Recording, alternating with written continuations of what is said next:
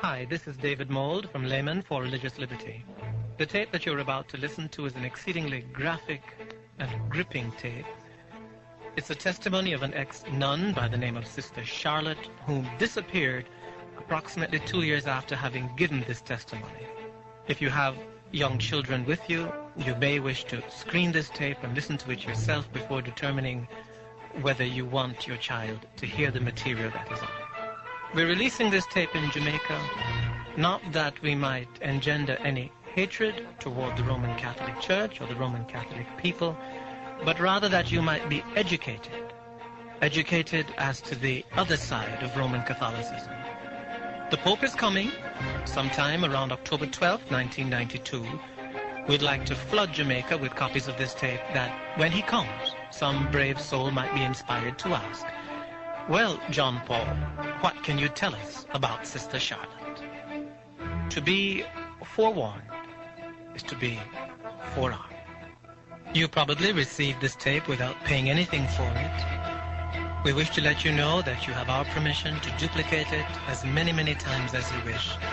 But please do not charge. Give the tapes away. Spread them far and wide, that Jamaica might receive the education of a lifetime.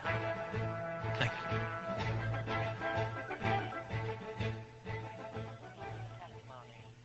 First of all, I always like to tell folk I'm not giving this testimony because I have any ill feeling in my heart toward the Roman Catholic people. I couldn't be a Christian if I still had bitterness in my heart. God delivered me from all bitterness and strife and delivered me out of all of that one day and made himself real to me in the power of the Holy Spirit. And so when I give this testimony, I'm giving it because after God saved me, he delivered me out of the convent and out of bondage and darkness. The Lord laid the burden upon my heart to give this testimony that others might know what cloistered convents are. And so as you listen carefully this afternoon, I trust I'll not say one thing that will leave any feeling in your heart whatsoever that I don't carry a burden for the Roman Catholic people. I don't like the things they do. I don't agree with the things that they teach. But I covet their soul for Jesus. I'm interested in their souls. I believe Jesus went to Calvary. He died that you and I might know him. And their souls are just as precious as your soul and my soul. So I'm interested. First of all, as we slip into this testimony, having been born in Roman Catholicism, not knowing anything else, not knowing the Word of God because we didn't have a Bible in our home, we had never heard anything about this wonderful plan of salvation. And so naturally I grew up in that Roman Catholic home as a child, knowing only the catechism, knowing only the teaching of the Roman Catholic Church.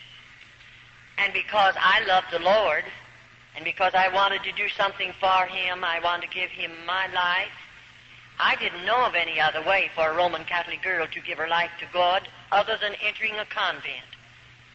And through going to the confessional box where naturally I'm under the influence of my father confessor, the Roman Catholic priest, his influence over my life, one day I made up my mind through his influence and one of my teachers in the parochial school that I wanted to be a little sister.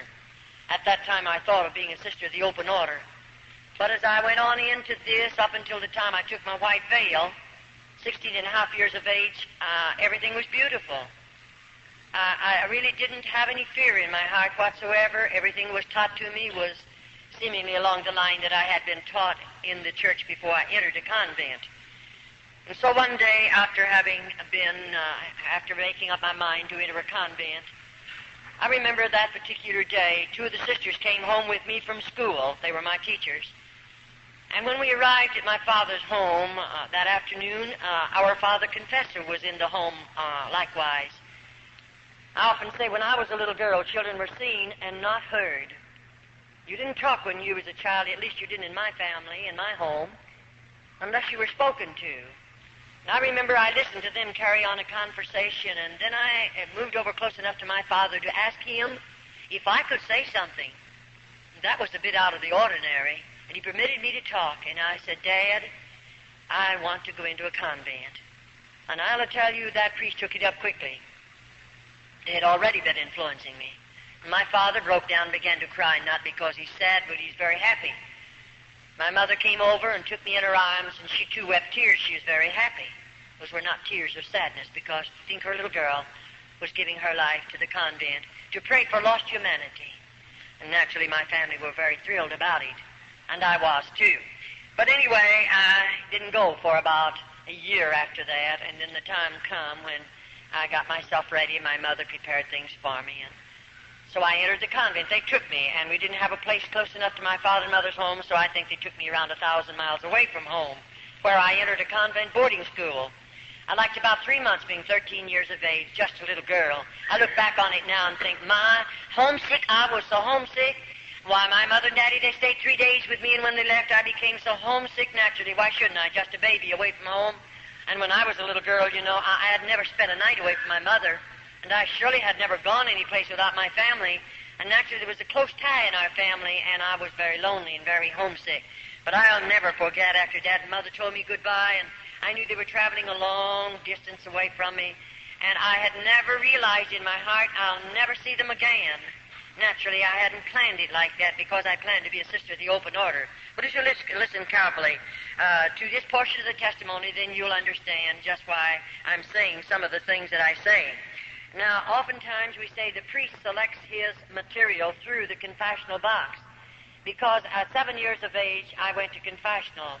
7 years of age, I would always, when I come into the church, first I'd slip over at the feet of the crucifix, the Virgin Mary, and then over at the feet of the crucifix, and I'd ask the Virgin Mary to help me make a good confession, because I was a child and my heart was honest, and I knew the priest had taught us to always make a good confession, keep nothing back, tell everything if I expected absolution from any sin that I might have committed. And so I would ask the Virgin Mary to help me make a good confession. I would ask then Jesus to help me make a good confession. And you know, I'll assure you, after I lived in the convent for a short period of time, now I had to go on with my schooling. I just finished the 8th grade, and they promised me to give me a high school education, some college education. But I didn't get much college. I got mostly just high school training, and they gave that to me all right. I took it under some terrible difficulties and strains and all of that, and it was rather difficult. But they gave it to me, for which I appreciate very, very much.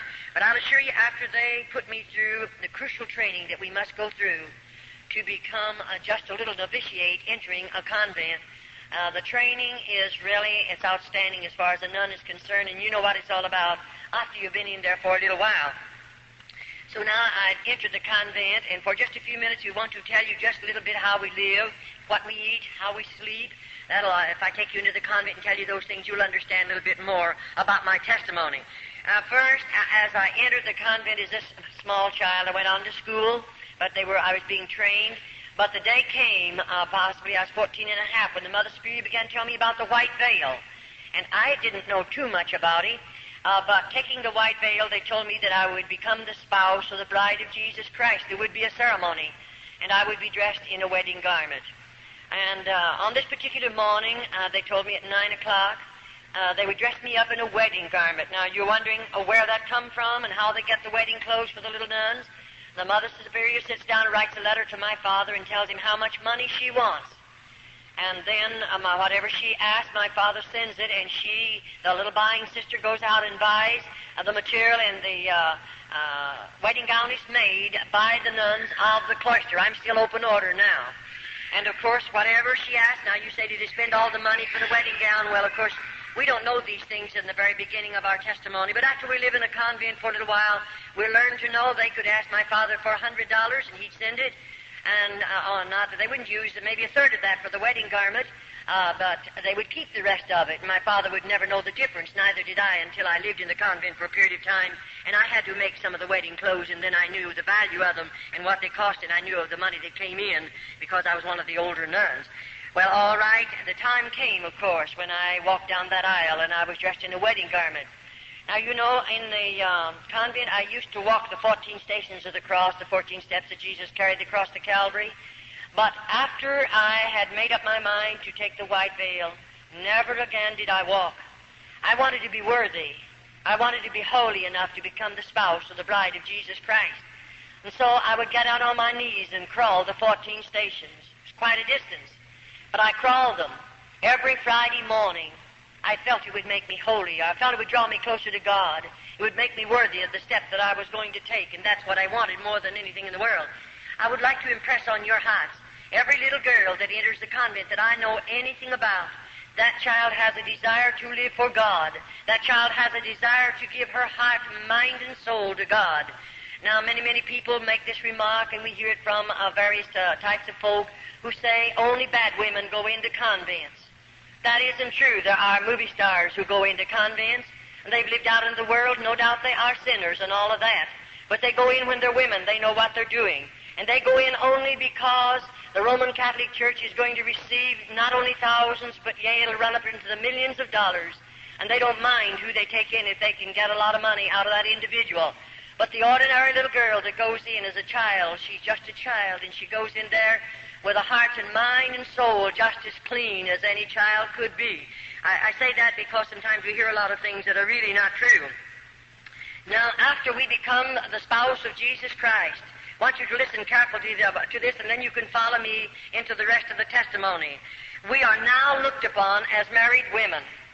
We are looked upon as married women. We are the spouse or the bride of Jesus Christ.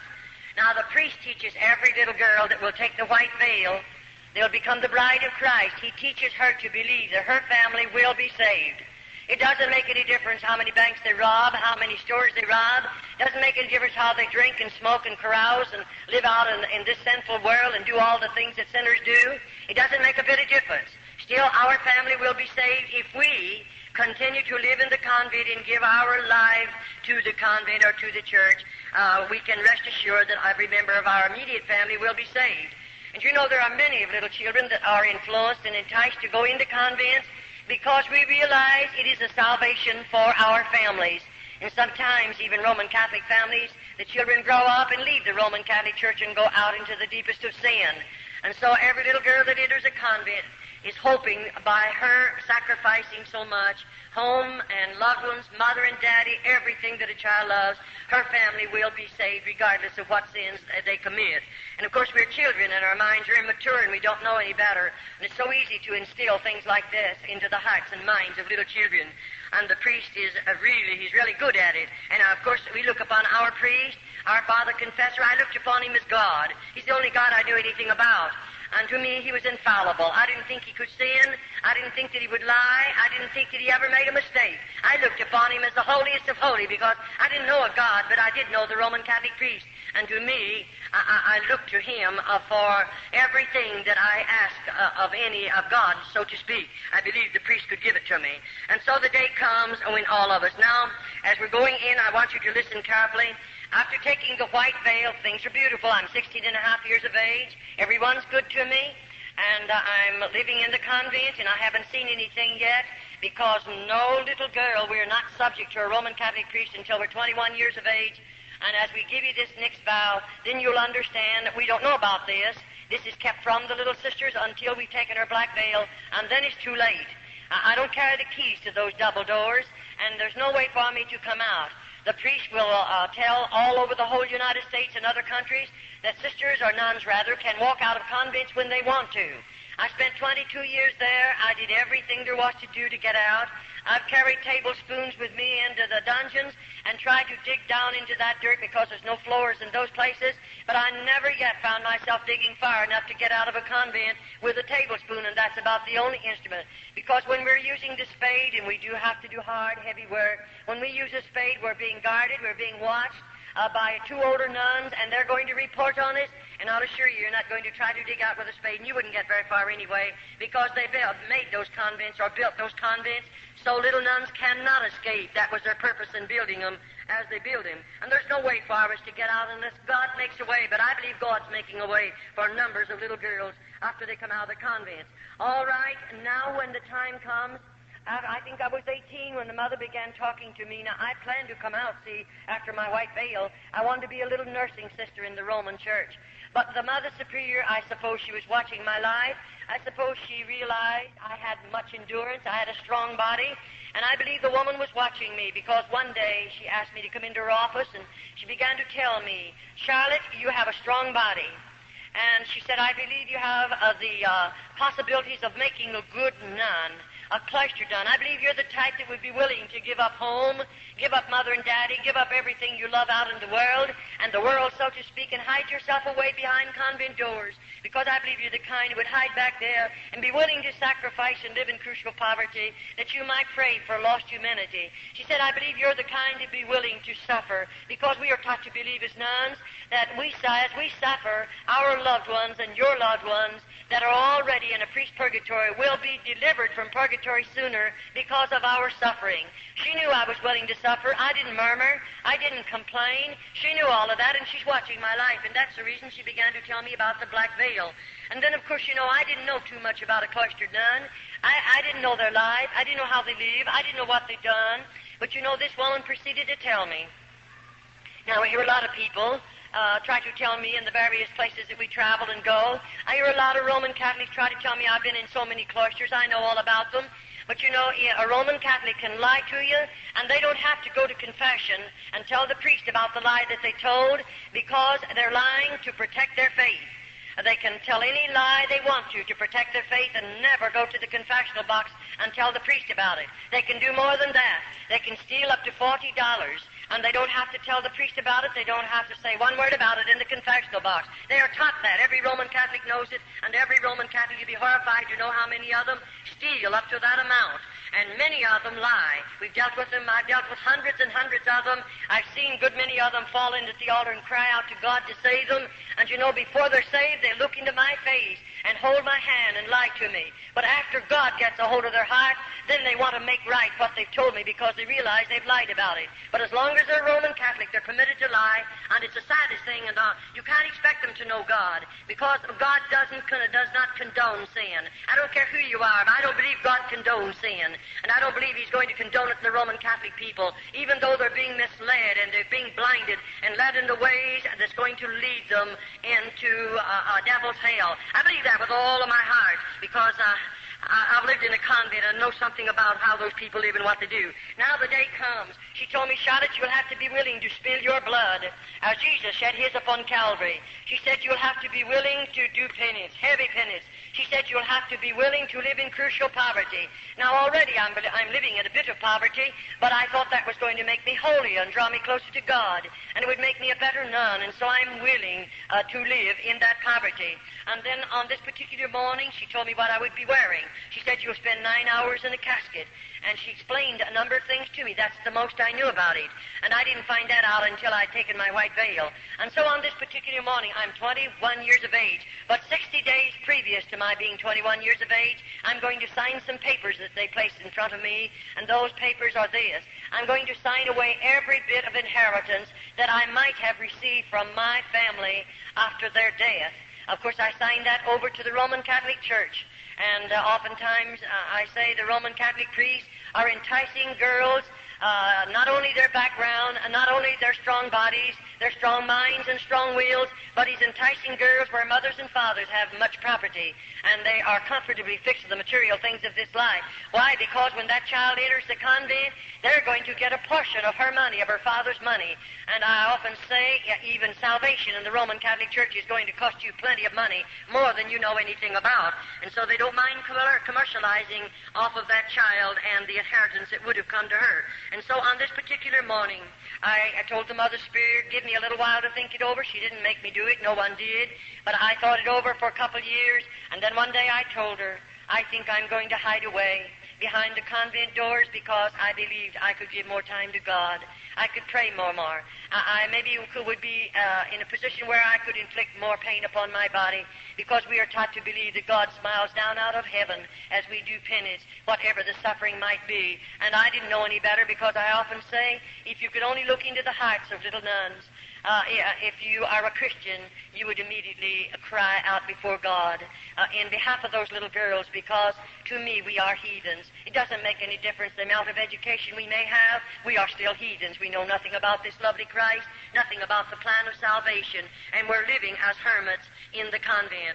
And so on this particular morning, I come walking down an aisle again, similar to that, and may I say, the morning before, I can't go into it too deep because I never would be able to cover enough of it so you could understand it, but this morning I'm walking down that aisle, but I don't have a wedding garment on. I have a funeral shroud. It's made of dark red velvet, and it's way down to the floor. And I'm walking down that aisle. Now, I know what I'm going to do. The casket is all ready made by the nuns of the cloister, very rough boards, and it's sitting right out here. And I know when I come down there that I'll step in that casket and lay my body down, and I'm going to spend 9 hours in there. And 2 little nuns will come and cover me up with a heavy black cloth we call a heavy drape mortelle. And you know, it's so heavily incensed that I feel like I'll smother to death, and I have to stay there. Now I know when I come out of that casket, I'll never leave the convent again. I know I'll never see my mother and father again. I'll never go home again. I'll always live behind convent doors, and when I die, my body will be buried there. They told me that, so I knew it even before I done it. It's a great price to pay, and then to find out that convents are not religious orders as we were taught and as we were trained. It's quite a disappointment to a young girl that's given her life to God and willing to give up so much and sacrifice so much. I'll assure you it was a disappointment. And so after I spent those nights, you say, what'd you do while you lay in that casket? What do you think I did? I spilled every tear in my body. I remembered every lovely thing my mother done for me. I remembered her voice. I remembered the gathering around the table. I remembered the times when she would pray with us. I remember the things that she said to me. I remembered what a marvelous cook she was. Everything as a little girl growing up in that home, I remembered it, laying in that casket, knowing I'll never hear her voice again. I'll never see her face again. I'll never put my feet under her table again, enjoy her good cooking. I knew all that. And so maybe for 4 hours I spilled all the tears in my body because it was so hard. And I knew I'd get homesick. I knew I'd want to see her someday, but I gave it all up. What for? For the love of God. I thought I didn't know any better. And I'll assure you those were 9 long hours. And then I seemingly got a hold of myself, and I thought, this, Charlotte, now you're going to make the best Carmelite nun, because everything I've ever done, even that I'm out of the convent, I do give my best. I try to give everything that I have in regardless what I might do. And so I did in the convent. I gave the best that I have. And I wanted to be the best nun that I could possibly be. And the Mother Superior knew that, and don't worry, the priest knew all about it too. Now I realize after I walk out of that casket or to come out of it, they're going to take me like this. Over here and right back here is a room. We call it the Mother Superior's room. Now, I've never been in that particular room, so I don't know what she has in there. But you know, when I walk in there this time, the Mother Superior sits me down in a straight-back, hard-bottom chair. And immediately then I'm going to take 3 vows of poverty, chastity, and obedience. And you know, as I take those vows, she opens a little place in the lobe of my ear and takes out a portion of blood, because I must sign every vow in my own blood. And after that happens, then I'm going to take the vow of poverty. Now, when I sign that vow, I sign it thus, and I'm willing to live in crucial poverty the balance of my life as long as I live. And what that poverty is like, of course, we don't know. And then my next vow, I'm going to vow of chastity. And you know, this vow, of course, you know what it means. I'm taught to believe that I'm married to Jesus Christ. I am his bride.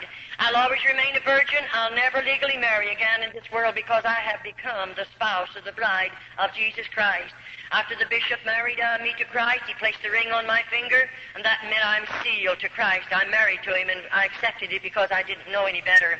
And now here I am, taking a vow that I would always remain a virgin because I'm the bride of Christ. And I want you to listen carefully. And then, of course, my last vow of obedience. Now, when we sign that vow, I'll assure you already, I know what obedience means. I'm living in a convent, and there they demand absolute obedience. You don't get by with anything, not even for 2 minutes.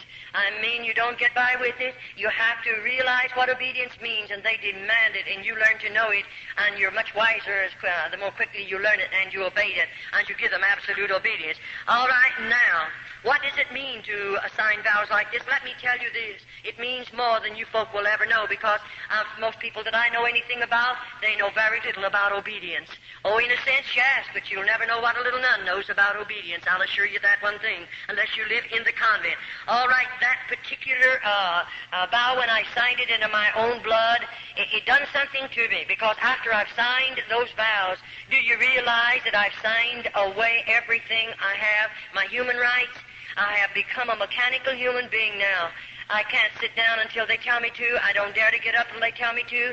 I can't lie down until they tell me to, and neither do I dare to get up. I cannot eat until they tell me to. And what I see, I don't see. What I hear, I don't hear. What I feel, I don't feel.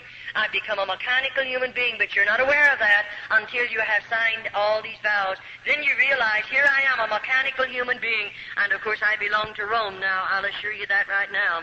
All right, we become, after this particular vows, we become forgotten women of the convent. In just a short while, you'll understand what I'm talking about.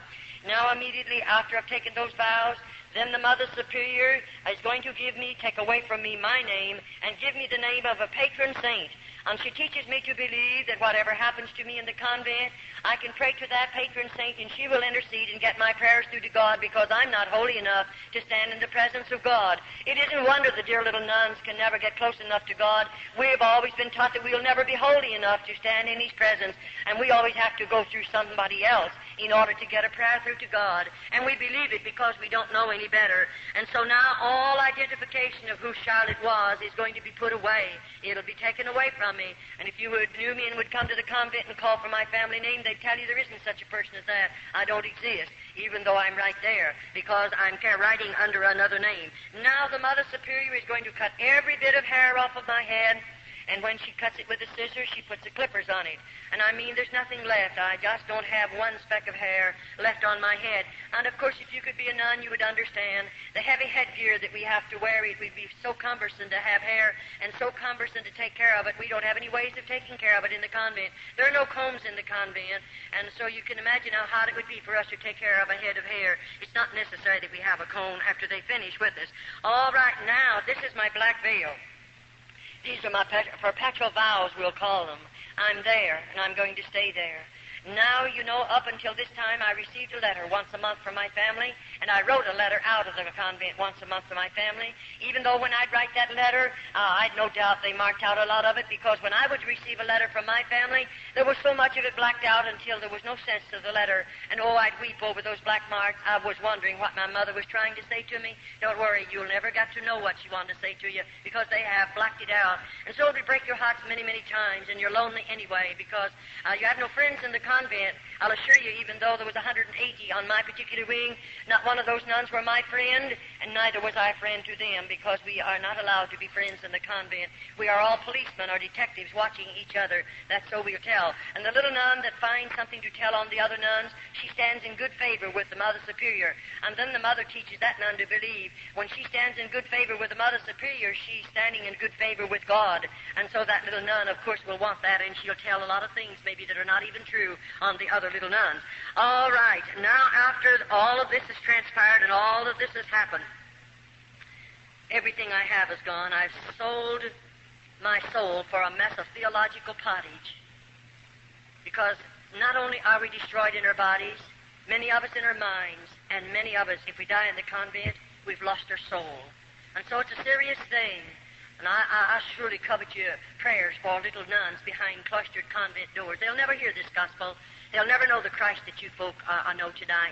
They'll never pray to Him as you people pray to Him. They'll never feel His blessings as you people feel them. And so put them on your heart and pray for them. They surely need much prayer. All right, now, as I walk into that room and all of this is transpiring, now bless your hearts, I don't know what's going to be in the next room. After this is transpired and I've taken the vows that I will always remain a virgin, I'll never legally marry in this world because I'm the spouse of Christ. And then after this, the Mother Superior leads me out into another room, or rather she opens the door, and I'm to be sent into that room.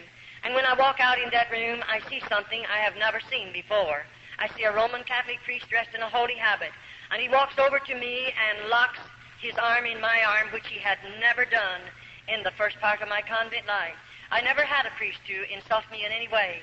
I never had one of them to be even unkind to me in the first part of my convent experience. But here he is now, and of course I didn't understand what it was all about. And I didn't know what in the world the man really expected of me. And you know, I pulled from him because I felt highly insulted. And I pulled from him, and I said, "Shame on you." And it made him very angry for a minute, and he said, immediately, the Mother Superior must have heard my voice because she came out immediately. And she said, "Oh," and they called me by my church name. She said, "After you've been in the convent a little while, you won't feel this way. The rest of us felt the same way you do. And you know, the priest's body is sanctified, and therefore it is not a sin for us to give the priest our bodies." In other words, they teach every little nun this. As the Holy Ghost placed the germ in Mary's womb, and Jesus Christ was born, so the priest is the Holy Ghost, and therefore it isn't a sin for us to bear his children. And let me tell you, that's what they come to the convent for. No other purpose in all of this world do priests come into the convent but to rob those precious little girls of their virtue. And I'll assure you, we'll be telling you a little later in the testimony just what they really do after they come in under those particular deals. But may I say, now every bridge has been burned out from under me. There's no way back. I can't get out of the convent even though I pled. Oh, how I pled with that priest.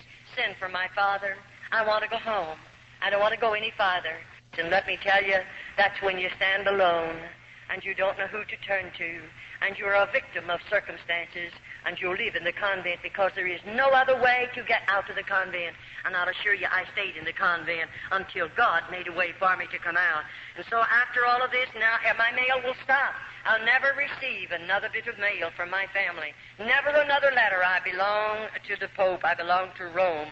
And then after all of this, the Mother Superior, after taking these particular vows, and the priestess invited me to go to the bridal chamber. You say, "Did you go?" "No, definitely not. I didn't enter the convent to be a bad woman. It would have been much easier to have stayed out of the convent to be a bad woman. You wouldn't go into the convent and live in the poverty we live in and to suffer as we suffer to be a bad woman. No girl would do that. And it would have been much easier to have stayed out of the convent if I wanted to be a bad woman. But I went there to give my life and heart to God, and that was the only purpose I had in going there. And here this priest is, and of course I didn't go to the bridal chamber with him. I had a strong body then. One of us would have been wounded because I would have fought until the last drop of blood. And you know, it made them very, very angry, I'll assure you. But I didn't go to the bridal chamber with him. But now I'm going to have to go to penance the next morning. And of course this will be a heavier penance because of what I've done already. And when the Mother Superior says we're going to do penance the next morning, I'm going to be initiated as a Carmelite nun. And I remember when she walked me down into that particular place, it was a dark room. I remember I lived above on the first floor until my black veil. After the black veil, they take me one story under the ground. And I lived from there on until God delivered me under the ground. I didn't live in the top part of this buildings at all. But you know, as we walked into this room, it's dark and it's very cold. And when we walked in, we came from back there somewhere. We'd come walking toward the front, and I walked along beside the Mother Superior. And when I got near the front, I saw those little candles burning. Anywhere in the convent, you'll find the 7 candles burning. And when I came a little closer, I saw the candles, but I couldn't see anything else. And I wondered, what's she going to do to me? That's the thing in our hearts, and we can't get away from it because we have fear. And when I come a little closer, I saw something lying on a board there. And you know, when I came real close, then I realized, here's a little nun lying on that board. I'll call it a cooling board because it was that. And just as long as her body, and there she was, and when I could see where the candles flickered down on her face, I realized that child is dead. And oh, I wanted so much to say, how did she die? Why is she here? How long do you keep her here? But you remember, I signed away every human right. And so I can't say one word, but I stood looking. Then the Mother Superior said, you stand vigil over this dead body for 1 hour. And at the end of the hour, a little bell is tapped, and another nun will come to relieve me. And may I say, I was advised every so many minutes, I have to walk out in the front of that little body and sprinkle holy water and ashes over the body and say, peace be unto you. And I did exactly what they told me to do. Oh, it was a terrible feeling. I'm not afraid of the dead. It's the live people we have to be very cautious about. And I wasn't afraid of that little dead nun, but oh, my heart ached for her. And, you know, after the bell tapped and I realized my hour's gone, the nun who comes to relieve us comes back here somewhere. And she, of course, we walk on our tiptoes. No noise is made in the convent. And when they don't speak, they just touch you. And, of course, my being down there with that little dead nun, and I was full of fear, when that girl laid a hand on my shoulder, I let out a scream, a horrible scream, from fear, just fear. And, you know, I didn't mean to do it. I didn't break that rule on purpose, but I was scared. And immediately, of course, I had to come before the Mother Superior. And that's when I first learned to know, one of the first times, about a dungeon. They didn't tell me there were dungeons in the convent. And she put me in such a dirty, dark place with no floor in it for 3 days and nights, and I didn't get any food and any water. And I'll assure you I didn't scream anymore. I tried so hard not to break the rules of screaming, because there is a dungeon, and I know they'll put you in it. And let me tell you right now, it's not a nice place to be. After you've been in one of those places, you'll know what it feels like. All right now, I say this before I go any farther, that popery is a masterpiece of Satan. I said it's a masterpiece of Satan, with its lying wonders and its traditions and its deception. It's a terrible thing when you know about it. And so as I come down into this room, and she took me, let me look at this little girl, and that particular, if we call it a penance, is over. Now, the very next morning, she said again to me, Charlotte, you're going to do penance. Not the next morning, it was 3 days after, because I spent 3 days and nights in the dungeon. The next, fourth, fifth morning, whichever it was, she said, you're going to do penance. She took me down into another room, not the same room. And when we come walking down this time, I could see that big piece of wood, but I didn't know what it was. And when I came a little closer, there was a cross. It was made of heavy timber. I might say it was maybe 8 or 10 feet high, very heavy. And that cross was sitting on an incline like that. And she had me walk over here at the base of the cross, and she said, now strip your clothes off. And I took my clothes off. And then she made me down to my waistline. Then she made me drape my body over the foot of that cross. And she pulled my hands underneath and bound them to my feet. And then, you know, that's where I'm going to spill my blood. And she had not told me how, and neither could I ask how I would spill it. And she gave 2 little nuns that came with her a flagellation whip. It's, I might call it a bamboo pole. It's about this long. It's about that big around. And it has 6 straps on it about this long. And on the end of either of those straps, there's a cross piece of sharp metal. And those little nuns, either was given one of these whips. And they stood on either side of the cross. Now, at the same time, those girls began whipping my body. And I mean, when that metal hit my body, it would break the hide, of course. It would cut into the flesh, and I spilled blood, and it was running down to the floor. That's my flagellation whipping. That is where I spill my blood, as Jesus shed his upon Calvary. And, of course, I'm human. It wounded. It hurts. It was very painful. After the whipping is over, they don't bathe my body. They put my clothing back up on my body, and I have to go the rest of the day. When the night comes and I stand in front of my cell there, after we have to stand there 2 undressed with our backs to each other, and then when I went in, I couldn't sleep that night. I just wasn't a bit sleepy, because I couldn't take off all my clothes. They had dried in those wounds, and it was terrible. I didn't take them off for several nights. And I'll assure you, when I came before my food, I didn't want my cup of black coffee. In the morning, we get a cup of black coffee. They serve it to 10 cup, and we can have no milk or no sugar of any type in it. And we have 1 slice of bread. That's made by the nuns of the cloister. They weigh it. It weighs 4 ounces. That's all I get for breakfast. And then, of course, in the evening, I get a bowl of soup, and that's fresh vegetables cooked together. There's no seasoning in the soup whatsoever, and a half a slice of bread, and 3 times a week they give me a half a glass of skim milk. That consists of my food 365 days in the year. And I began losing weight very rapidly, I'll assure you, because I didn't have enough food to eat. I don't know the day that I went to bed without a hungry stomach. Sometimes it would be so hungry I couldn't sleep. The pain was gnawing. You can't hardly stand it. And you know, you're only going to get that 1 slice of bread the next morning. That doesn't fill you up. And of course, we have to work hard all day long.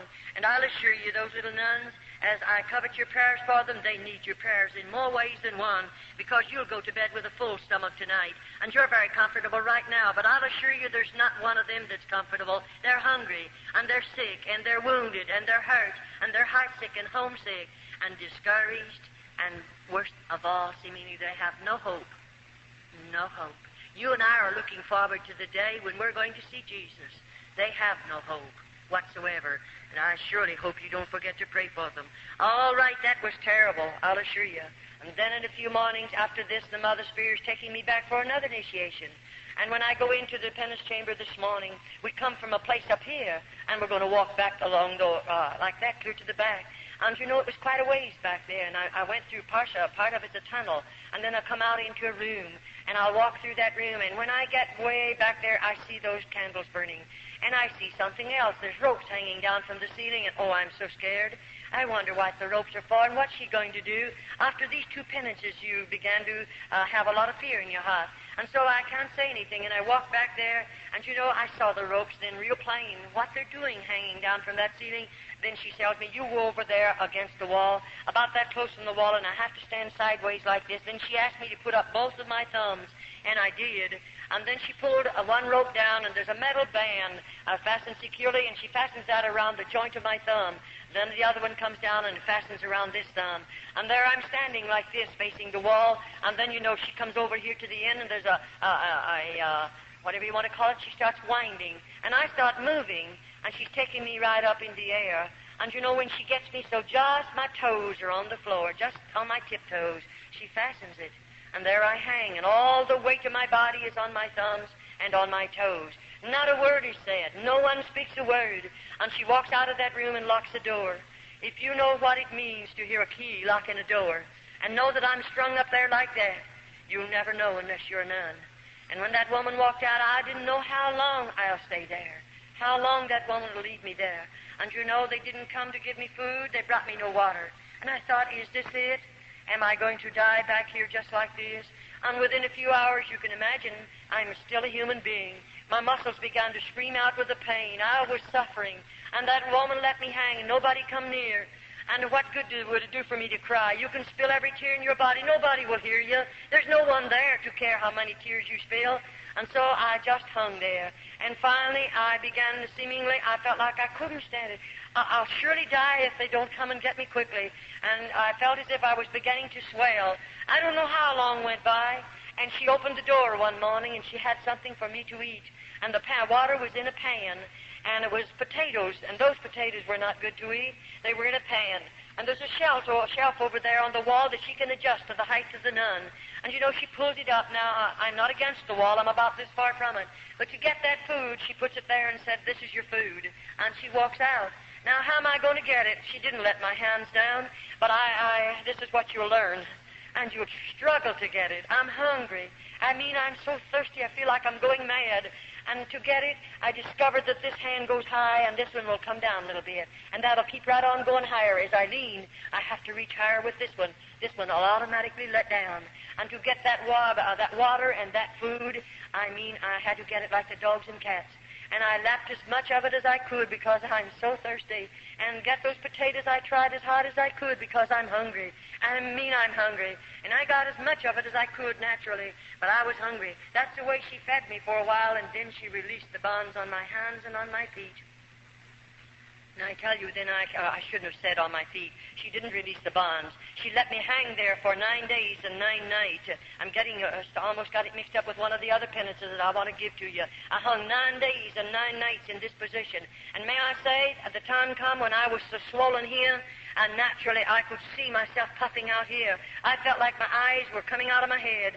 I felt like my arms, what part I could see of them right there, they were 2 or 3 sizes, their normal size. I felt like I was that way all over my body, and I was like a boil. I was in real suffering. And then on the 9th day, she comes in and she releases the bonds from my hands and my body and lets me down on the floor. Now, I go down, I can't walk. I'll assure you I didn't walk. I didn't walk for a long time. But you know what? There's 2 little nuns that carry me out. One gets under my feet and the other under my shoulders. And they carry me in the infirmary and lay me on a slab of wood. And there they cut the clothing from my body. And let me tell you right now, nobody but God will ever know. I'm covered with vermin and filth. Why? I'm hanging there in my own human filth. There are no toilet facilities. Right behind me is a stool. They have running water in it, and the lid is down, and they have sharp nails driven through that lid. If I break my ropes and fall on that, I would suffer terribly. And this is the life of a little nun behind cloistered doors. After they've already deceived us, disillusioned us, and got us back there, then this is the life that we're living. And these are the things that we're going to have to do. And I'll assure you, it isn't anything funny. And then I remember as I lived on in that place, let me tell you, in the morning, we have to get up out of our beds at 4:30 in the morning. The Mother Superior taps a bell, and that means 5 minutes to dress.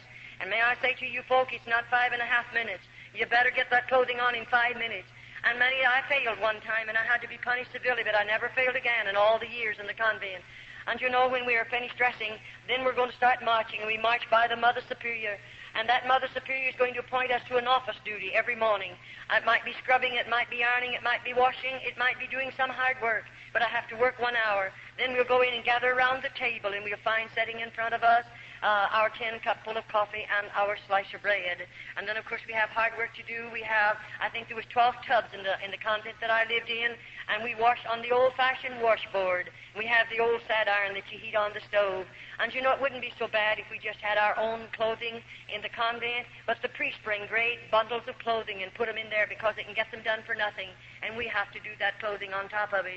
We work very, very hard, and they're not able to work because they don't have enough food to keep body, mind, and soul together, and those little girls are living under these particular circumstances. Well, I say we're women without a country, and I mean just exactly what I say, women without a country. Now we belong to the Pope. Anything they want to inflict upon my body, they can do it. And all the howling I do, if I should howl, it wouldn't make any difference because nobody's going to hear me. And they have no idea that I'll ever leave the convent. The plan is I'll die there and be buried there. Now you say, Charlotte, can you go into the convents? Any one of you folk can go into an open order convent, or a closed convent, into the speak room. And there is an outside chapel that you can walk into, of any that I know anything about. But you know, you just go in there and wander around to have some place to go, because you might meet something you're not expecting. If you go in there, you go prepared to take food to some little girl that's in there, and be sure that you know who you're taking it to. And when you go, as you walk up toward the front of the building like this, you'll see a bell, and you'll know what to do because it'll tell you. And you press a button there, and there'll be a gate swing out. It has about 3 shelves on it. And, of course, you've brought something for someone that you know in the convent. It might be the mother coming to visit her daughter. And you know, when that bell is tapped, the Mother Superior is back here behind a big black rail. Now, that's a big iron gate there, and there's heavy folds of black material clear across there. And you can't go back there. You'll never see the Mother Superior, but she'll answer you through the black rail. And you might say, I brought some homemade candy from my daughter, and you might ask the Mother Superior to let you speak to her. You can't see her, but you could speak to her. You know, the mother will call that lovely little girl and call her out on the other side of the rail. Of course, you can't see her. And you know what? The mother will speak to her and say, honey, are you happy here? And that little nun will say, Mother, I'm very happy. You say, why did she say that? Well, bless your heart, don't you know the Mother Superior is standing there? And if we didn't say that after our mother is gone, then only God knows what the Mother Superior will do to the little nun. And so we must lie to our mother. And then the mother will say, do you have plenty to eat? And that little nun will answer and say, we have plenty to eat. But I'll tell you, that mother will go home. She'll prepare a lovely meal for the rest of the family. But if she could look in and see our table and see what her little girl is eating, if she could look into her little girl's eyes after she's been there 3 or 4 years, maybe Jesus, and there's the crucifix, and then we have a prayer board. And by the way, I'll assure you folk that you'll never want to kneel on our prayer board. We kneel on it every day if we are able to walk under our own power.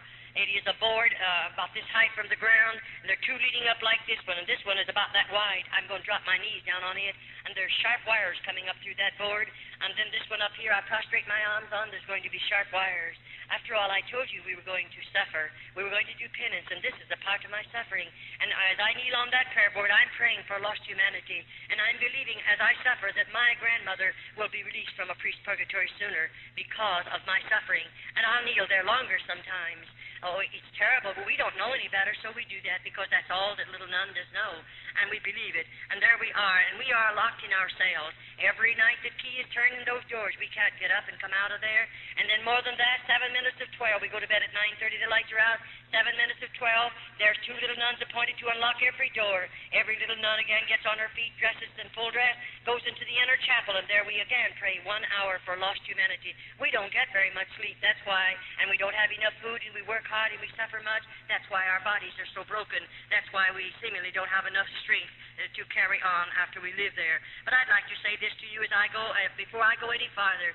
Now, I did those various things we are taught to believe, that as we spill our own blood, now we must do this.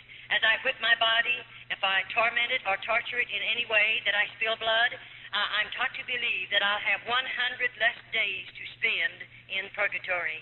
Now, you know, we have no hope. Those little nuns don't look forward to anything. You may think they do, but we don't. Why? After you live in a convent 10 years, I began to realize the Virgin Mary is just a piece of metal. She's a statue. I began to realize St. Peter's just a statue. I began to realize that the statue of Jesus is just a piece of metal. In other words, we come to the place to believe that our God is a dead God. And I'll assure you, after you live in a convent long enough, not at first, oh no, but after we've suffered enough, after we've seemingly fallen down at the feet of those statues, statues and spilled our tears on them and have begged them to intercede and get a prayer through to God. And years go by, of whatsoever. A parent won't even know when they're dead. So who's going to pray us out of purgatory, or rather buy us out of purgatory? No, we realize after we're in there for a period of time that there is no purgatory. And of course, you know there isn't, and I know there isn't. And there is no purgatory. The only purgatory the Roman Catholic people have is a priest's pocket, and they're filling his pockets with coins in order to pray for the dead. And may I say, there are thousands and thousands of Roman Catholics. In the month of November, may I say to you, in United States, 2 years ago in the month of November, the Roman Catholic priests praying masses for the dead of the Roman Catholic people in this country in 1 month collected $22 million for masses said for dead Roman Catholics. That's just a little idea, or sample of what's going on in this country. And still there are thousands of mothers that will work their fingers to the bone to go over there and give the priest another $5 to say a mass for a loved one that's in a purgatory, because that mother believes there is a purgatory. In the convent they have a painting of purgatory, and there's nothing in the room but just that painting. And you know, every Friday we have to walk around that painting. And when we walk around it, I wish you could look at the little nuns' faces. What do I see? The painting, as you would walk around it, looks like it's a big, deep hole out there, and there are people down in there, and the flames of fire is lapping around the bodies of those people, and their hands are outstretched like this. And the mother will say to the little nun, you better go and put another penance on your body. Those people are begging to get out of that fire. And because we're heathens, we don't know any better. I might go someplace in the convent, and maybe I'll burn my body real bad. Maybe I'll torture it some way and spill some more blood, because as I suffer, I believe they're going to get out of that place where a priest puts them. And there are millions of people, so to speak, in purgatory that your priest have put there. And when he knows that it's the biggest fraud there is in the world, he knows there's not a bit of truth to it. And bless your heart, I often say, you take purgatory and mass away from the Roman Catholic Church, you'll rob her of 9/10 of her living. She'll starve to death if you would take it away from her. She commercializes not only off of the living, but off of the dead, and on it goes. All right. It doesn't bother a Mother Superior to take one of those dear little girls. And may I say, you know, when the priests come into the convent, they come as our Father Confessors. Once a month we go to confession. And we don't want to go, don't you worry. I many of the time have got in the very back row. I didn't want to go in there. I know who's out there. One of them, I may not know the particular man, but I know he's a priest, and I know those priests. I certainly have seen them enough. I've lived there long enough. I certainly have had contact with every one of them, and I'll assure you this one thing. I don't trust one single one of those in the convent. Now, we're not telling you about every priest. I don't know all the priests. I'm just talking about the convent in my personal testimony of convent life. And you know, we know something about what's out in that room, and here we are. We know we're going to confession today. It may take all day long, and here he comes. And I have never seen a Roman Catholic priest come into the convent that I was in without intoxicating liquor under his belt. And I say, a man or a woman, regardless of who you may be, when you get liquor under your belt, you're not a man, neither are you a woman. You become an animal and a beast. And so we have a beast sitting out there. There's a straight back hard-bottom chair, no other furniture but the crucifix and the Virgin Mary. But here he is sitting on that chair right out there in the middle of that room. Now here a little girl has to walk out there alone, and she has to kneel down. Think of it. Why, bless your heart, I really sometimes, I'm saved now, I'm out of the convent, and I now look back at that Roman Catholic priest, and I often say, I'm sure he was a twin brother to the devil, because he's full of sin, he's full of vice, he's full of corruption. And we go out there and kneel down at his knees. Now, you're a lucky girl if you get away from that man without being destroyed. Why, he's drunk. He's a beast. He's not a man. Oh, he has a holy habit on. He's an ordained Roman Catholic priest. And so I'll assure you, we don't like to go to confession, but we must go once a month. Those little girls can't help themselves, and nobody comes out into that room but the priest and I until it's all over, and then we can come back, and the next one will have to come. And I'll assure you, we don't appreciate that day. And those little girls don't know any better. They don't know anything about the plan of salvation. They don't know that Jesus went to Calvary and died for them. They don't know that he shed his blood for them. Those little girls know nothing about it, because to me, as I repeat again, the Bible was a hidden book to every one of those little girls. And so now they can do things like this. Now, if a Roman Catholic priest comes into the convent, he may go to the Mother Superior and ask her to permit him to go into the cell where one of the nuns are. And you know that mother with her carnal mind and her carnal heart, and she's very hard and very carnal, and she is the mother many times of many illegitimate children. They belong to the priest. And you know, she'll take that priest and he's drinking. She knows it. They bring liquor in with them. Sometimes some of the nuns will drink with them, and the mother usually drinks with them. And it's really a terrible place. It is not a religious order. It does not live up to that name whatsoever. But here she brings that priest into one of our cells. Now, I wonder if you realize how serious it is. That Roman Catholic priest, he has liquor under his belt, we know that. But he has a big, strong body. He's had 3 square meals food every day of his life. He can eat all the food that he wants. But you know, there's a little nun that may have a broken body, and she may not have very much strength. And what did he come into that cell for? For nothing other than to destroy that little nun. I often say I wish the government could walk into a convent just about the time one of those priests are let in the cell. The mother will turn a key in the lock, and you're locked in there with that priest. Now, we have no way to defend ourselves, and I often say I have had to nurse those little girls. I'm an RN. I got my nurse's training by going through the tunnel over to through the hospital as I lived in an open order convent. But may I say, after that priest is taken out of there, if you could look upon the body of that little nun, she looks like something you've thrown out in a hog pen, and half a dozen old sows have just mauled that child's body. And this is convent life. I can understand why your priests are calling over the phone every day or two and screaming their heads off because I'm in this city giving this testimony. But may I say to you, I don't mind if they continue to scream. I don't mind what they do. I'm not one bit afraid of them. I'll continue to give this testimony. As long as God gives me strength, I'll be giving this testimony regardless of your priests or your bishops in this country. I know what I'm doing. I know what I'm saying. And I'm not afraid of anybody in all of this world. I'm a child of God. And I believe God won't let anybody put a hand on me until my work is finished. And then I often say, I don't care what you do to my body after I leave this body. I'm sure I don't mind. And so I will continue to give the testimony regardless of what your priests think about it. Because I think God saved me to pull the cover off of convents. I believe He saved me to uncloak those places that are riding under the cloak of religion. I believe that with all of my heart. I'll assure you I do. Now, if I refuse to give my body, you know we're just supposed to give our bodies voluntarily to those priests. Many times the nuns are overpowered. But if I refuse to give my body voluntarily to them, then you know he becomes very angry, and he goes immediately to the Mother Superior. Then when 2 carnal minds come together, they can invent things that you and we don't have enough evil in our heart to invent things like that.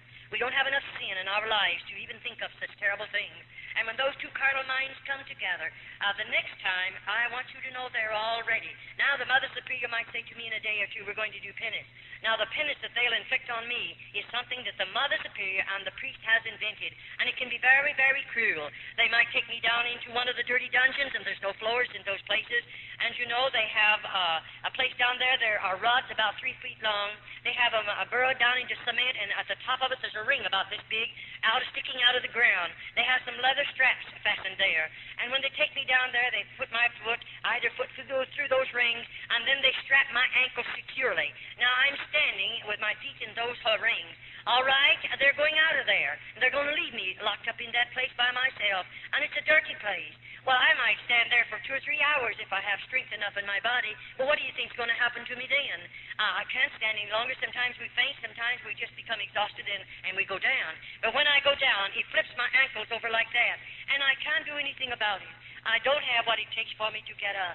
I may have to lie in that position for 2 or 3 days, and no one will come near. They won't give me a bite of food. They won't bring me 1 drop of water. But I must stay there. And the next thing you feel is the bugs crawling over my body and the mice running over me, and I still have to stay there. I can understand why they don't want me to uncover. They don't want the world to know these things are going on. No priest in this country wants it. And if he doesn't want the world to know it, then they better be pretty careful that nobody ever gets out of a convent after they spent a few years back there. But may I say again to you, my God, He is greater than all the outside forces. My God can reach His hand over into those convents, this country, any other country, and make a way for a girl to come out, and He won't have to ask the bishop to help him. He won't have to ask the priest to help him. But God can make a way for us to come out. I'll assure you that. Well, on it goes. Then sometimes the priests come and they get angry at us because we refuse to sin with them voluntarily. And you know, after all, the nuns' bodies are broken after we're there a while. And many the time, to have him strike you in the mouth is a terrible thing. I've had my front teeth knocked out. I know what it's all about. And then we'll get you down on the floor and then kick you in the stomach. Many of those precious little girls have babies under their heart. And it doesn't bother a priest to kick you in the stomach stomach with a baby under your heart, he doesn't mind. The baby's going to be killed anyway because those babies are born in the convent. Why wouldn't babies be born when you run places like this under the cloak of religion? The world thinks it's religious orders, and there are babies born in there, and most of the babies are premature. Many of them are abnormal. Very, very seldom do we ever see a normal baby. You say, Sister Charlotte, do you dare to say that? I most definitely do dare to say that, and I intend to keep on saying it. Why? I've delivered those babies with these hands, and what I've seen with my eyes and I've done with my hands, I just challenge the whole world to say it isn't true. And the only way they can ever prove it isn't true, they'll have to open, if they ever serve a summons on me and call me into court, I'll assure you this one thing: convents are coming open, and then the world is going to know what convents really are, and they'll have to open them to vindicate my testimony, because I know what I'll do if they ever serve a summons on me. I've been before the highest laws we have in the United States. I know what I'm doing. I know what I can say, and I'm not one bit afraid to say it, because I've been a part of this. I've been connected with this system 22 years behind convent doors, and it is a terrible thing. After when that dear little nun, looking forward to that day when her precious baby will be born. Most of you, dear mothers, oh, you have everything ready. The beautiful nursery, all the baby's beautiful clothes are made. Everything is lovely. You're looking forward to that precious little immortal soul that's going to be born into your home. And everything is ready. And oh, I wish you could see that little nun. She's not looking forward to that. There won't ever be a blanket around his body.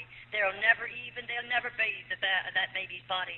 But he can only live 4 or 5 hours. And then the Mother Superior will take that baby, put her fingers in its nostril and cover its mouth and snuff its little life out. And why did they build the lime pits in the convent? What is the reason for building them if it isn't to kill the babies?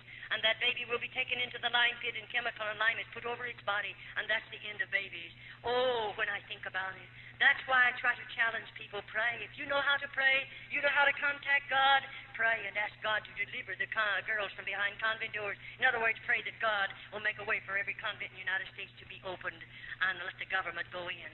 And when the government goes in, you won't have to worry. The convents will be open, the nuns will be taken out, and they'll be closed up, just as they opened the convents in Old Mexico in 1934. There are no convents in Old Mexico. Every cluster, it is open, and they found all of the corruption back there, the lime pits. If any of you are taking a vacation, go over into Old Mexico. The government owns them. They're public museums. And go through the convent. Look with your own eyes. Touch with your own hands. And then come home and see if you believe my testimony. It'll stir every bit of red blood in your veins. I mean, it'll do something to you that nothing else has ever been able to do.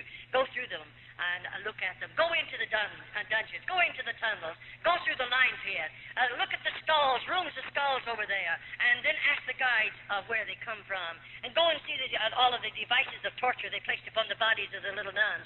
Go into their cells and look at their beds and see for yourself. Oh, yes, you can go. It'll cost you 25 cents to go through each one of them. You look at those things and see them for yourself, and then come home, and maybe it'll give you a greater burden to pray for little girls that have been enticed behind convent doors by the hierarchy of the Roman Catholic Church. I wonder how you would feel if this was your child. And remember, I have a mother and daddy, or had one, and they love me just as much as you love your children. And when they let me go into the convent, I'm sure my mother and daddy didn't expect these things to happen because they didn't know. They never dreamed a convent was like this. But you know, I wonder how you'd feel if you could walk in someday and out there in this particular room. That floor is built for this purpose. There's a partition right out there, and there's just a little thing they can touch. It automatically opens. And you know, there's a deep hole underneath that floor. And this little nun has done something. I can't tell you what she's done, because I wasn't there when she done it. But she's done something, and to them it's very serious. And when they bring her to this particular place.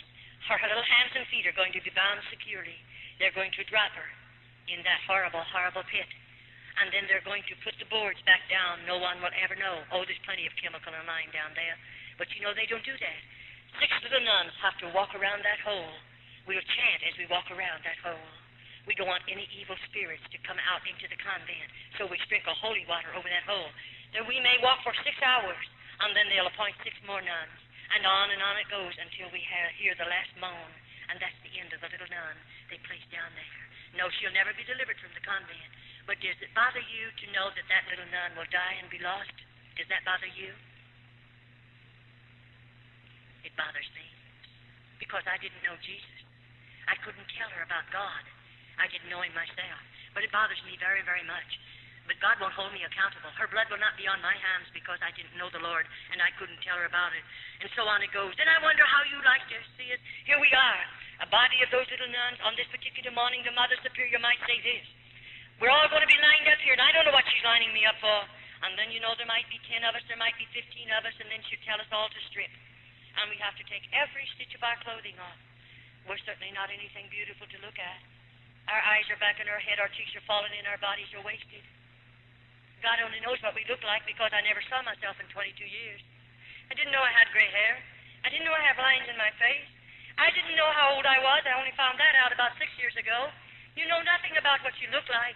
And here we are lined up. And here comes 2 or 3 Roman Catholic priests with liquor under their belt. And there they're going to march in front of those nude girls and choose the girl they want to take to the cell with them. These are convents, cloistered convents, not open orders. The priest can do anything he wants to and hide behind the cloak of religion. Then that same Roman Catholic priest will go back into the Roman Catholic churches, and there he'll say Mass. And there he'll go into the confessional box and make those poor people believe he can give them absolution from their sins. When he's full of sin, when he's full of corruption and vice, still he acts as their God. What a terrible thing it is. And on it goes, well, I live there. Now, all the time these things are going on, what do you think's happening inside of Charlotte? God love your hearts. I didn't know people could hold so much hatred and bitterness. And it went on and on and on. I was filled with bitterness and hatred. And I mean, it continued to build. I began in my heart to think, when I can get the Mother Superior in a certain place, I'll kill her. Isn't it awful to get murder in our hearts? I didn't go in the convent with a heart like that, nor a mind like that. But I began to plan murder in the convent. How I could kill her, how I could kill a Roman Catholic priest, and on it goes. And oh, I tell you, every time she did fix something awful on my body that I'd have to suffer so terribly, when I could think sensibly again, then I would begin to plan, how could I kill that woman? And on it goes. Well, after all, you can't help it. For instance, I wonder how you would feel. The Mother Superior, here she is, and she's going to sit me down in a chair.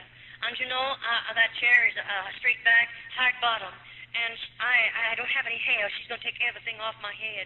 And you know, she's going to put my hands like this. They'll be out here in stalks. And I'm going to have to bend my head over like that in order to put the stalks across my neck. And I'm fastened securely. And over my head there is a faucet of water. And you know, there is a faucet of water just above my head, and my head's over. Now that mother's going to turn that water on, just a drop, and the drop will just come about this fast. It'll hit me right there on the back of my head. And you know, I can't move either way. I sat there 1 hour, 2 hours, 3 hours, 4 hours. What do you think's going on? I'm sitting there. I can't move. I do everything to get away from that drop of water in the same spot on my head. Why, God love your heart, if you could look in. You'd see us frothing at the mouth. You'd see those little girls. They're trying so hard to move, to get away from that water. And they let us stay there sometimes 10 hours, all day long. Many, many times a little nun cracks up completely. She goes stark raving mad under this particular penance. What in the world do they do with her? I tell you in a few minutes. Don't you worry. They have a place for us after we go mad in the convent. They take care of us. They have places for the little nuns. There's places built down there for us. Well, on it goes. Well, you know, these things went on and went on and went on. And it was terrible. But, you know, I began to plan and plan and plan. After she's done something like that to me, it's terrible. One day, the Mother Superior took violently ill. You say, who would take her place? There are about 3, sometimes they have 4 older nuns, and they always pick the one that's hard, the one that seemingly is carnal, that one that has no conscience, to be a Mother Superior, and she works under this one. One day, if something happens to the main Mother Superior, another one will take her place, and on it goes. But you know, this particular day, they sent word to me. The Mother Superior, I was to come into her room. She's very sick. And quicker than lightning, I began to think, if I get in that Mother Superior's room, I know what I'll do. You know, after all, I'm a sinner. I'm a nun, but I'm a sinner. And I don't know God. And I have a lot of hatred in my heart. And I walk in that room. They have called in an outside Roman Catholic doctor. She's a very sick woman. And he has left all orders. And they left the medicine and everything. Now, I'm supposed to take care of her. And that was wonderful. I do take care of her. All day long, I did what they told me to do, what I'm supposed to do. And those particular tablets, I knew what they were, and I knew what they would do and what she was taking them for. But anyway, all day long, I gave her her medicine. I done everything I'm supposed to. All evening long. Why? I want to be sure what I'm doing. What I do, I have to be careful. And you know, I waited until 1 o'clock in the morning. Why? Because every night those little nuns have to be gotten out of bed and go chant from 12 to 1, 7 minutes to 12 to 1. I thought, I'll wait till all the nuns go back to bed, then I'm going to do something. And bless your hearts, after they were all back in their beds, I'll tell you what I did. I took 5 or 6 of those tablets. I was only supposed to take one in a half a glass of water ever so often and give it to her. But because of the type they were and what the type of tablet was, I knew what it would do. I put 6 of them in a glass of water and stirred them up, and I gave them to her. I knew she would go into convulsions that would twist her completely out of shape. I knew that woman would suffer 1,000,000 deaths within 25 minutes. I knew that. And I thought, I'm going to watch her suffer because she has punished us. She has hurt us so many thousands of times. I'll watch her suffer. Isn't it terrible to think a child can live in a place like that long enough until she has the same kind of a heart almost the Mother Superior has? But that's what comes when sin gets in your life.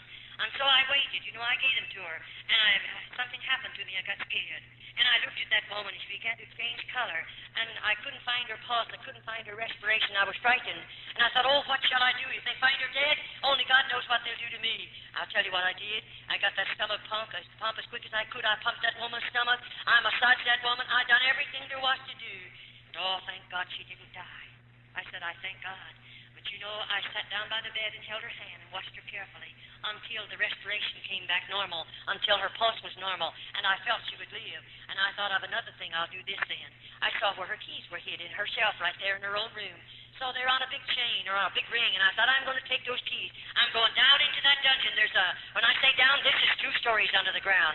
I'm going someplace where she's always warned us. It's a solid wall like that, and clear to the back end of that wall, there's one door, and it's heavy, and it's always locked. And I've heard her tell me scores of times, and I'm sure she has the others, don't ever try to go through that door. What in the world is over there? And why did she tell us that? We can't get through it. It's locked. But I wondered what was back there. Because when they had me in the dungeon for a long time once, I heard screams under the ground. I heard such blood-curdling screams, and I knew there were some girls locked up somewhere. And so I'm going through there if I find the key. And so I got her keys, and I went into that particular place. And when I got back there, it took a while to do it, I want you to know, to find the key. But when it unlocked that door, I walked through that door, and I walked into a hall. The hall, I would say, was maybe 5 feet wide, maybe wider than that. That's just a guess. And anyway, on the other side of the hall, there were a number of cells over there, small rooms, and they had real heavy doors. And in those cells were little nuns. And when I went up to the first one, near the top of the door, there's a little place about this long, it's about that wide, and it has iron bars going across there. And I looked right into the face of a little nun that I knew, one that I'd sit across the table from, one that I've prayed with in the chapel. I knew that girl, and here she is, and they had chains and lock chains around either of her wrist and around her waistline. And I said, when did you have something to eat last? And no answer. How long you been here? No answer. I went down to the 2nd, the 3rd, the 4th, the 5th, and the stench was getting so bad I couldn't stand it. And those little girls would not talk. Why? I lived in the convent, a long time. I don't care if I was 2 miles under the convent, way back there. We were working back there, and we'd whisper. The next day I'd have to suffer because the convents are wired, and the Mother Superior can hear every voice, every whisper, and then somebody tells, and you're in some serious trouble. And those nuns has been there long enough. What have they done? I don't know. But those nuns are supposed to have cracked up mentally, and so they have put them in those chains. And when they die, they can't fall down to the floor. They're just dropping those chains and slump. When they go in there, they don't give them any more food. No more water. That's a slow death. And so as I saw all of that, I became so sick from the terrible stench because many of them are already dead. And I don't know how long they've been dead. I came out of there and walked back up to this room where the Mother Superior was, and she was lying there sleeping. And I watched her carefully, and she slept till the next day, long, long hours, and didn't waken. And when she did, she said, I've had a long sleep, and I said, yes. They let me take care of her for 3 days. And the 3rd day? I don't know. You say, did she ever find out she was down there? Well, not yet. I hope she didn't while I was there. But anyway, 3 days, they put me out in the kitchen. In other words, when we go to the kitchen, 6 of us go for a 6-week period. And this particular time, they put me out in the kitchen with 5 other little nuns. What am I there for? I'm doing the kitchen work. I'm going to do all the cooking that's done out there and take care of the work in the kitchen. And so when I went out in the kitchen, we have a long table back here, and it's a work table. And our vegetables will be prepared for the soup, and that's what we were doing, all 6 of us. And something happened. Our kitchen is a very large room, and a very long room, not as wide as it is long. And over at one end of it you'll find over here the stair steps leading, about 4 of them leading down. Then there's a landing right there. Over there is a big, heavy outside door. But here there's a landing. Our garbage cans sit there. And right here is a stairway, cement one, leading down 1 story under the ground. Now, I'm up on first floor in this kitchen. All right, as I'm in there and we're there working, something happened. Somebody touched a garbage can. You know, all my convent life, we are taught never to break silence. We don't dare to make noises in the convent. We are punished for them. And when something touched the garbage can, that's a noise. And who in the world? 6 of us, and we're all together. Who's touching the garbage can? I wheeled around, and they wheeled around, and we saw a man. And you know, that man was picking up the full can, leaving an empty one. I've never seen that before. I've been in that convent for years, and in the kitchen, but I never saw anything like that happen. I believe God had his hand on me. With all my heart, I believe it. And you say, what happened? Well, we turned around quickly because to us it's a mortal sin to look upon a man other than a Roman Catholic priest. And I mean, we turned around quick and went to our work. But you know, I thought, if that man comes back again to get another full can, I'm going to give him a note and I'm going to ask him if I can run out with him. But I didn't do that. But you know what I did? When we run out of something in the kitchen, there's a pencil hanging up there on a chain. And bless your heart, I have to, or whoever it is runs out, you have to write it on a tab. And of course, I stole a piece of paper off of a sack. And I thought I'll carry that little piece of paper in my skirt pocket. And every time I can get a hold of that pencil, I'm going to write a word or two on a note. And that's what I did. It took quite a while to do it. But I watched that garbage can. Every time I could take the garbage down there, I did it. And you know, when it was just about full. And I thought the next evening, it'll be full when we put all the garbage in it. And so that afternoon, I broke my crucifix, and I laid it up on a shelf, and I had a hard time doing it because they're watching me. But I did it, and I laid it up on a shelf, and I did that to have a way to get back to that room, of course. And so when our dinner work is over, our supper dishes, everybody has to go out at the same time, and we march by the Mother Superior. And you know, when I marched by, I stopped and said, please, may I speak to you? And I did. And I said, Mother Superior, I broke my crucifix, and I left it in the kitchen. May I go for it? And of course, no nun goes without her crucifix. And she said, how did you break it? I lied to her. Everything she asked me, I lied to her. You say, why did you lie? She lies to us. And we're all sinners, so we all lie. And it doesn't make any difference in there. And so we lied. And I lied to her. And then finally she said, you go get the crucifix and come right back. And that's all I wanted anyway. I have to have a reason. You can't go back to the kitchen after you've left it. And so I didn't go for the crucifix, but she thought I did, and I run for this tin can. Why? That night when I put my garbage in there, I put a note right on top of that garbage and left the lid off, which I was not supposed to do. And you know, I said on the note to the garbage man, if you get this, won't you please help me out? Won't you do something to help the little nun down? I told him about those 19 cells down there and those 19 nuns in him. I told him about some of the babies that have been killed. I told him some other little nuns that are locked up in the dungeons and they're bound with chains. I told him a plenty. And I said, won't you help us? And if you will, please leave a note under the empty can. That's what I went back for. And when I lifted up the can and found a note, you don't know how I felt. I froze to the floor. I was so scared I didn't know what to do. I picked that piece of paper up and I read, and this is what that man said. I'm leaving that door unlocked. And I'll leave the big iron gate unlocked. You come out. Oh, let me tell you, that's almost more than you'd ever. Why, I never dreamed I'd get out of a convent. I never thought of ever getting out. I wanted out, but you say, oh yes, when I could collect myself. I reached over and turned the knob, and you know it was put unopened. I walked out of that convent, and I slammed it to. I was sure the lock was on it. And I got out to the big iron gate, but oh, he had me trapped. That iron gate was just as locked as it was ever locked. You don't know what it done to me to stand there looking at the iron gate. I'm locked out of the convent. I have no right out there. You can't imagine. I don't know if I grew old right there. I don't know. I know I suffered enough because I'm scared half to death. And what will I do if I go back and pound on that door? What will they do with me? And oh, the fear that grips your heart. And you say, what'd you do? I didn't have any shoes and stockings on. I wore those out years ago. When I think of the Roman Catholic Church being the richest church in the world, and they let those little nuns go winter and summer without any shoes and without any hose, living in crucial poverty, I wonder how they can do it. Hungry as we are. Your priests are all nice and fat. The little nuns are so hungry. I wonder how they do it sometimes. You say, what did you do, Charlotte? Well, I'll tell you, I just took a hold of that big old iron gate and I tried to climb it. That's all there was for me to do. And up about 1.5 feet from the top is a ledge about 6 inches wide. I thought if I could get high enough to get my knee on the ledge, I'm safe. And I did. I got one knee on the ledge, but this time I don't have any strength left either. And you know, I thought, what'll I do? I'll put one foot over, then I'll get the other over. Then I realized, you know, I have 3 skirts on. My skirts are gathered on the belt, and they're clear down to my ankles. My veil, of course, is down to my knees in front and that long in the back. How will I ever get over those sharp points? And I thought, I can't go down. I don't have strength enough, so I'll have to jump. if I jump, I'll break every bone because I was broken body, of course. And I thought, well, I'd do. Well, I pulled all my clothing up around my body and held them with one hand. And then I thought, I'll have to jump. And they have a buzzer in the convent. And when a little nun tries to escape and they catch her, they put a buzzer on. And if the priest tell you they don't come to the convent, I would you could see the priest then. You'll find a good many of them there. And they immediately are after that nun. They don't want her out. If she comes out of that convent, she's going to give a testimony someday. And it'll pull the cloak off of convents. And I'll assure you they don't intend for us to get out. And so as I let loose of that top of that gate and I made that jump, I just didn't make it. My clothing caught on top of those points and I hung there, but I'd let loose. And I often say, I don't know what I look like. I didn't know I had gray hair. But I've often said maybe my hair turned gray there. Maybe you'll never know what I suffered hanging on top of that gate, knowing that buzzer can go on any minute, and then what would they do to me? I was scared. So I thought I tried to wiggle my body and to swing it. If I can get back far enough to grab the gate with one hand, maybe I can help myself, and I did. And then with the other hand, I tried to pry the snappers loose on my skirt, and that let me fall between them. Do you know what happened to me? I hit the ground. I was out. I was unconscious for a while. I don't know how long, though we have no way to tell. But when I came to, I had a shoulder broken and my arm was broken right in here. The flesh, the bone had snapped right through my flesh because I didn't have any meat on me.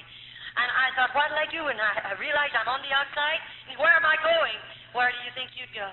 I'm not in the United States. I'm in another country. And I don't know a thing about that country. When they took me over there, I was so heavily veiled. And they took me from that particular cart or train to the convent. I was so heavily veiled I couldn't see anything. And I don't know where I am. I don't know where to go. I don't know if I have any people. I don't know if I know anybody in the world. Now, I'm a pauper. I don't have any money, and I'm hungry. And my body's broken, and I'm hurt now. Where do you think you go? I tell you, it's something to think about. I just started to wave it. Get away from the convent, and I did, and I started moving away. And all the leaves were falling, and they made so much noise, and I was scared, and I kept on moving. And finally, dark overtook me, or rather, there's no twilight in that part of the country. It just drops off into darkness. And, I saw this little building beside the road, and I thought I'll crawl in. It was a doghouse or maybe a chicken coop or something, but it's dirty, and I crawled in there because I was shaking and scared. And I laid in there for a little while to get a hold of myself, and then I thought I'll have to travel. It's dark, and it's safer for me. So I got out and traveled that night, and the next day I hid behind pieces of board and tin that was piled up against an old building, and all day long imagine hiding in that hot place. And hungry as I was, with broken bones, do you realize what it was all about? No, you'll never know. But I do. And then, when night came again, I have to go, because I'm going to get away from the convent. I'm afraid to rap on somebody's door. Remember, I'm scared. I don't know. I might rap on a Roman Catholic's door. They will immediately notify the priest that I'll be taken back to the convent. And I'd rather they kill me than take me back. And so I didn't. But I went on and on and on. And then the next day, I hid out in an old straw stack. And then that afternoon, on the third day, I was scared then, because this arm was swollen as tight as it could swell. And I was having to carry it in the other hand. And all my fingers began to turn blue, and I realized gangrene poisoning setting in. And I'm nobody to do anything for you. And I realized I'm going to die just like a rat beside the road. That's a terrible feeling. And I thought, what'll I do? I'll just get out and go a little sooner. Maybe I'll have to rap on somebody's door. And that's what I did. And I remember as I walked, I don't know how far, I saw this lamp. It was an old-fashioned lamp burning. Very poor house, no paint on it. And I knew those were poor people. So I walked up to the screen door, and I rapped on it. And a tall man came to the door. He was rather old. And I said, please, may I have a drink of water? And that old man didn't answer me, but he walked back in the house and called his wife. And God bless her heart, she's like most old-fashioned mothers. She came to the door, and she didn't say, who are you, and what do you want? Thank God, there are a lot of good people in this world. That dear little woman just pushed that door open and said, won't you come in and sit down? Do you know that's the most beautiful music I've ever heard in my life? I should say I'll come in and sit down. And she pulled out a chair. And I sat down on it, glad to sit down. And their house was poor. There was no rugs on the floor of any type. A tablecloth, red checkered tablecloth on the table, a little old stove over there in the corner, and there was a fire in it. And that woman put some milk in a pan and heated and brought it over to me. And I'm hungry. I don't have any manners. I forgot how to act. I forgot a lot of things in 22 years. And I grabbed that glass of milk all before she ever set it down, and I gobbled it down. I'm so hungry, I felt like I'm going stark mad.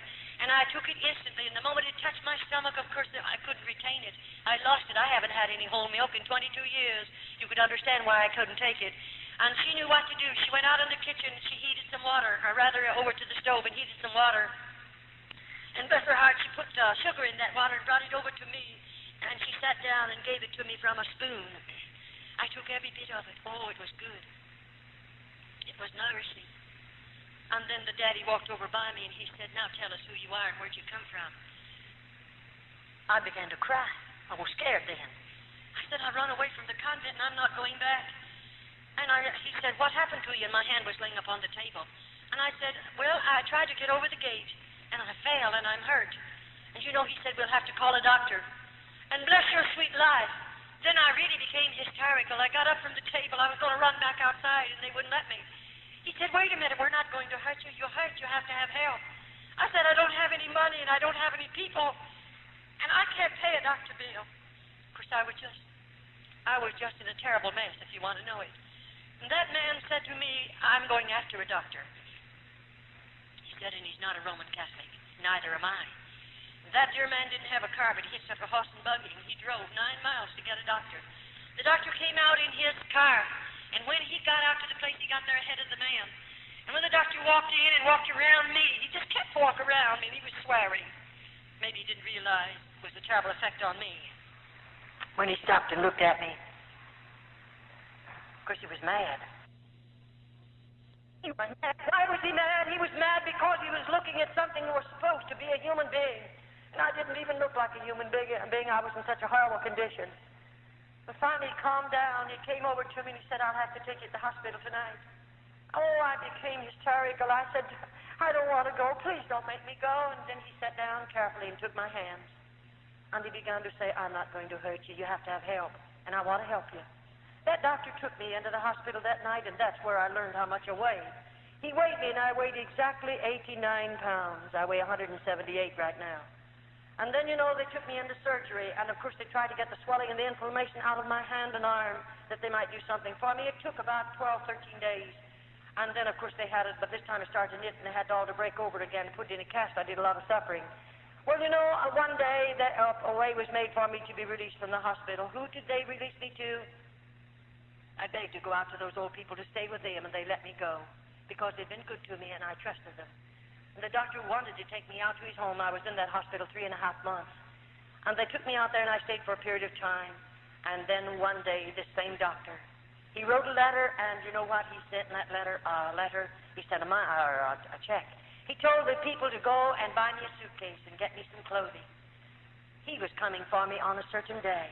He had told me, I'm going to find your people for me. You know, that doctor's a stranger to me.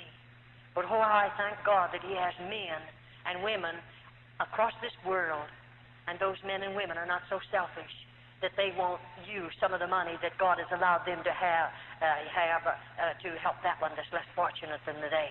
He spent a lot of money on me. I was in that hospital 3.5 months, and I mean there was a lot of money spent on me, but he paid the bill. How I appreciate it.